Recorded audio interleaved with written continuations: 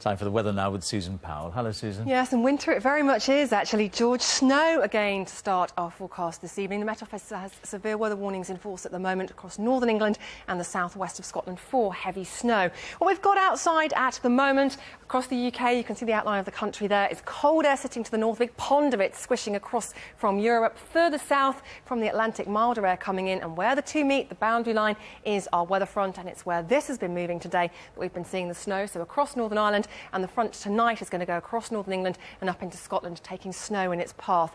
5 centimetres in many areas across the higher ground, a couple of inches, and even on lower ground there'll be a covering. And first thing tomorrow, the legacy of that snow will remain. No more falling snow for Northern Ireland, Scotland or Northern England, but there'll be some snow lying on the ground. And even if you only see a little rainfall as the weather front fizzles out, there will be some ice first thing tomorrow, because we're in for a cold night and some stubborn patches of mist and freezing fog as well.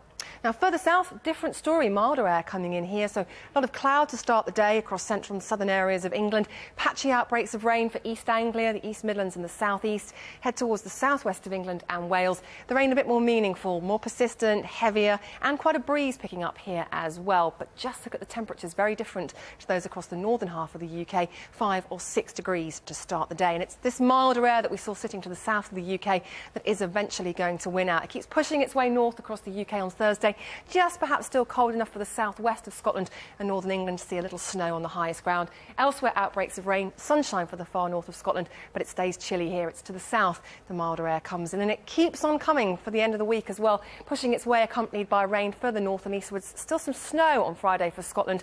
Elsewhere, outbreaks of rain, but getting milder as we look towards the weekend. For tonight, though, it is still that spell of snow we have to contend with to the north, George. Thank you, Susan.